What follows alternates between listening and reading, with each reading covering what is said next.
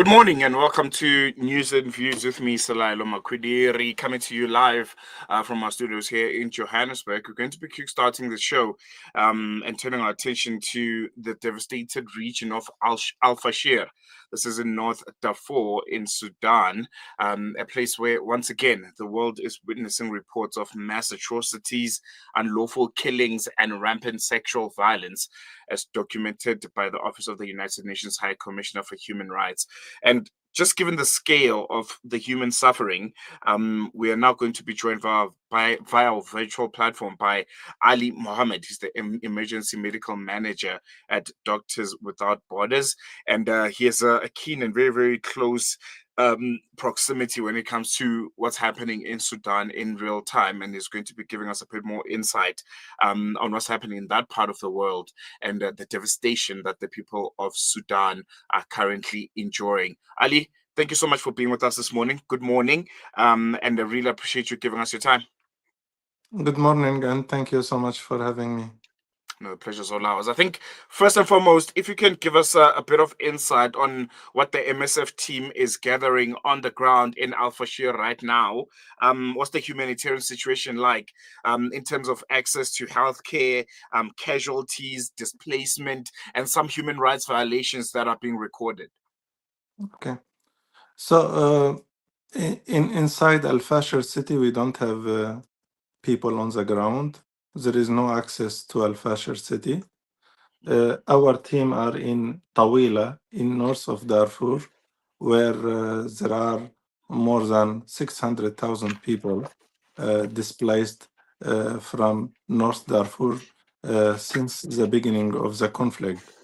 And since RSF took over Al Fashir in the last 2 weeks, we received in Tawila around 10 to 15,000 people, which is a small number compared to information that we have that more than 200,000 people were living in Al Fashir. So we don't know where are people, and we are very concerned about civilians inside Al Fashir, and we have been making many calls to have a safe passages for people to flee from Al Fashir, but so far we receive only few thousands of people, which is very low number.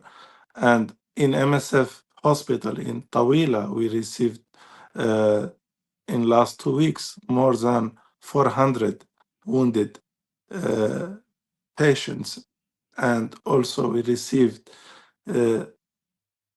catastrophic rate of malnutrition among displaced people who arrive to Tawila, including like adults. Usually you see malnutrition among children under 5, but what we see in Tawila is that majority of civilians that are arriving to Tawila are having severe acute malnutrition. So we are really concerned about what is going on inside Al Fashir, which with reports and testimonies from people who arrived to Tawila about segregation between men and women, mass killing, and also the physical and psychosocial violence that people have been reporting and informing our team in Tawila. I was just looking at a UN report that was compiled by some experts, and there were some suggestions that there were incidences of sexual violence, which is starting to become prominent. When it comes to essentially rape being used as one of the weapons of this war.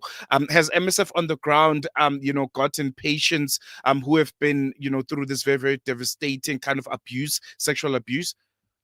Yes, I mean, sexual violence, it used like as a tactic in this war. And I not specific to Al Fashir, but since January, 2025 and September 2025, our medical teams in South Darfur and in North Darfur, we have treated more than 1,500 survivors of sexual violence only in Tawila for displaced people who were coming from Zamzam camp in May this year. In 5 weeks, we treated more than 400 survivors of sexual violence, and majority of the survivors were like were raped, on their way fleeing from North Darfur and to Tawila camp.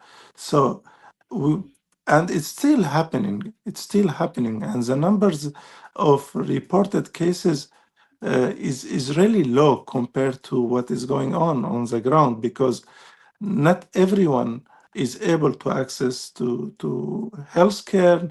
There is a stigma around sexual violence. So we know the numbers are much higher than what is reported by UN or by MSF. Like we know it's still ongoing in many areas in Sudan and especially in Darfur and in conflict affected areas now in Al Fashir. Mm, mm, mm.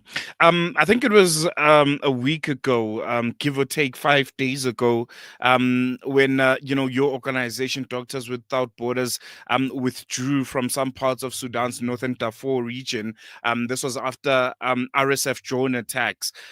How widespread are these attacks? And as humanitarian organizations, don't you guys, enjoy some kind of protection because of the work that you're doing?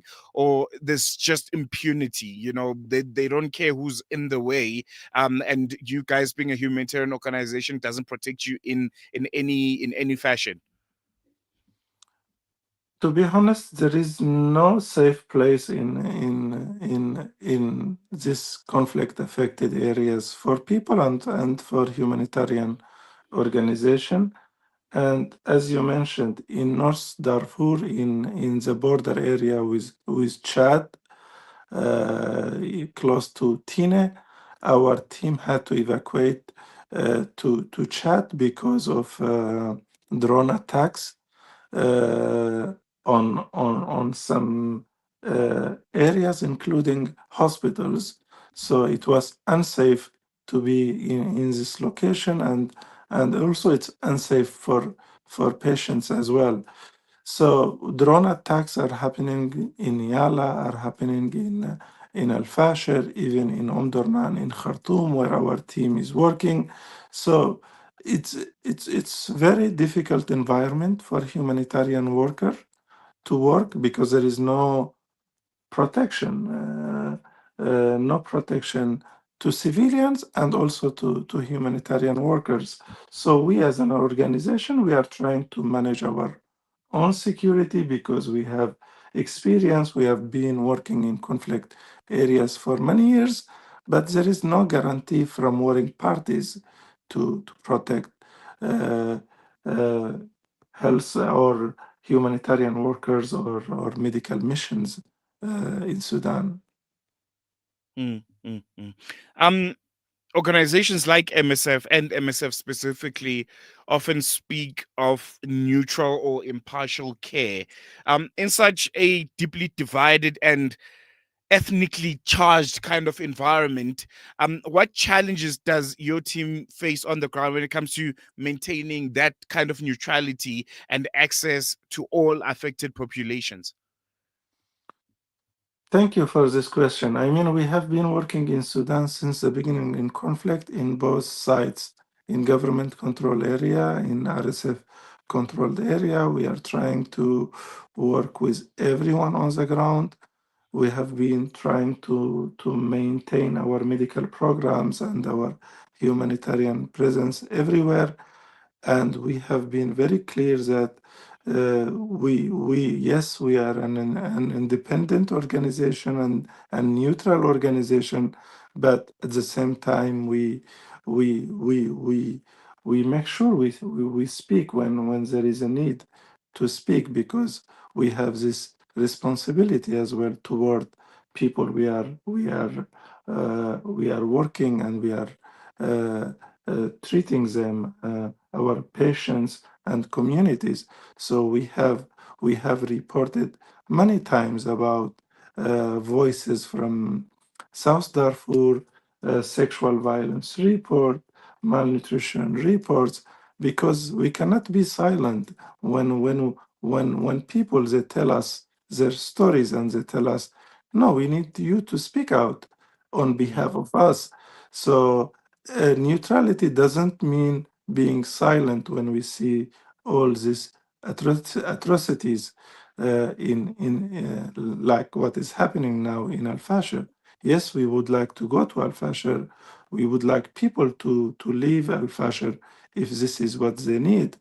But when people they tell us that they have been living in hunger for more than 500 days, when people they tell us there is mass killing in some areas, it's our responsibility to share this information with warring parties, with international community, and with everyone, to be aware of this tragedy that is happening in Darfur or in Sudan in general.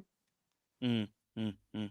And just lastly, before I let you go, Ali, just looking ahead, what would you say are some of the most urgent priorities at this point, or maybe over the next few weeks, next few months, and what needs to happen to avoid further deterioration of the medical and humanitarian situation in Sudan?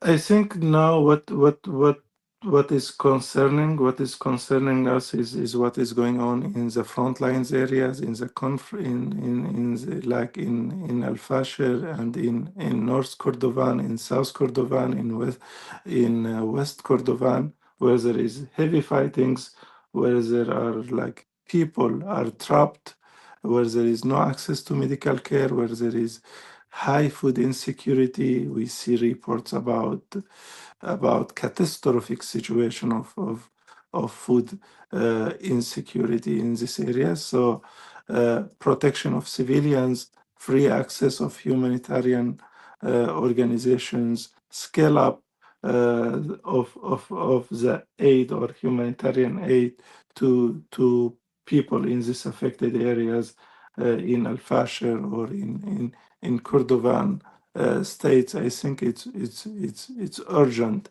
for warring parties and for the international community to react in this stage.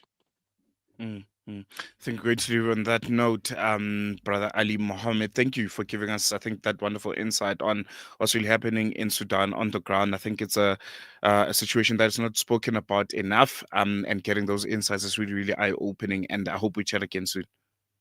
Thank you so much. There you go. That was a bit of insight on Sudan, where the situation grows darker by the day. And we're joined by MSF's Ali Mohammed, who gave us a bit of insight on what's happening on the front lines, and some of the unspeakable realities of sexual violence and displacement that the most vulnerable in Sudan are currently enduring. Ali Mohammed, he's MSF's emergency medical manager, and he has a keen focus on Sudan and the work that they've been doing in that part of Africa. Very, very important for us to continue engaging, talking about it, educating ourselves about it, especially as Africans, because this is happening right on our doorstep. Sudan is here on the African continent, and as I always mention, if we don't do anything about it, if we don't say anything about it, ultimately there will be a spillover, and we will suffer the consequences of a genocide that we let happen and we let go, continue without any kind of intervention. So stay tuned to Salam Media. We're going to continue to give you as much updates as we can about what's happening in Sudan. We'll try to give you those Sudanese voices, people who are from Sudan and have a bit more insight about the situation in Sudan, the historical background of how this war started, well, genocide started at this point, and the solutions. How can you and I, the people from the African continent, go about advocating for Sudan and seek those solutions and put our governments under pressure, to make sure that they act on Sudan the same way that we did when it comes to Palestine. And we saw the little victories that we gotten from that. I think we can use a similar template for what's currently happening in Sudan, because it's very, very devastating. It's atrocious, the human rights violations that the Sudanese people are being subjected. So yeah, going to leave it here for now. News and views will continue after this short break.